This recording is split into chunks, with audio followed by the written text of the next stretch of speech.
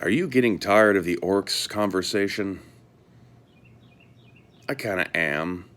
Not entirely, though. There's a few things I still find actually kind of a little amusing about it.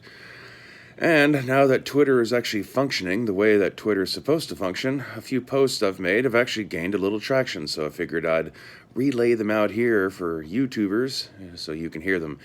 These are 3 little new racial allegories that you can throw into your D&D campaign and or just think about and use as talking points when you're having conversations on the internet.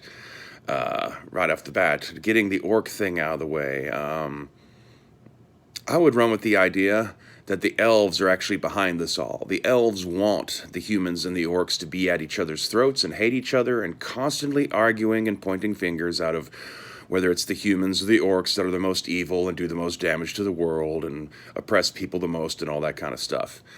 This keeps everyone distracted from the fact that there's a massive gap in wealth and education and magic between the elves and most of the other quote-unquote lesser races, as they like to put it.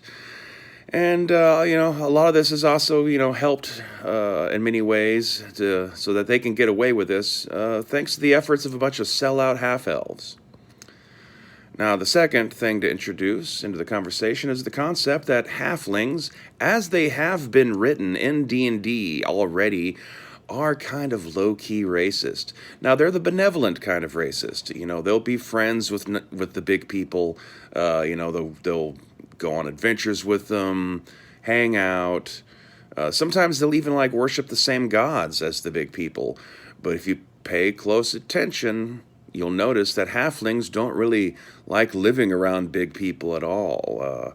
They want their own neighborhoods, everything designed for their size, purposely, in such a way that even dwarves have trouble using some of their objects. Really about the only people that the halflings get along with in terms of size kind of stuff, and their sizest way of looking at the world is the gnomes. But, how much are halflings actually, low-key responsible for, poor human peasant farmers not being able to get ahead in life, when they're stuck living in the Shire and all that kind of stuff?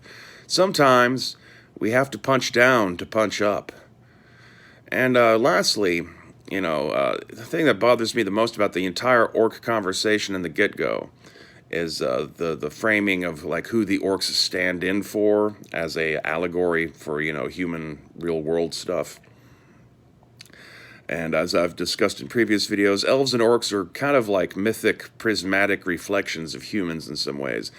If you're looking for a race in D&D that should represent pre-colonial peoples, equatorial, quote-unquote primitive savages who live in the swamps and use primitive technology and are easily sucked up by surrounding civilizations and forced into hard labor, well, you're looking for lizard folk then. They, actually for a long time, I'm not even really kidding, going back to the 90s, I've always kind of thought it was odd that the lizard folk are so blatantly patterned on pre-colonial equatorial populations. And for some reason, though, they don't seem to get the attention, which is possibly in and of itself a sign of subtle racism. So anyway, there you go. Feel free to use these talking points in your games or in your online conversations. Remember to always try to say these things with as straight as face and straight a vocal tone as you can. You don't want people to catch on that this is all a massive act of sarcasm. Hit like and subscribe and stay waspinated.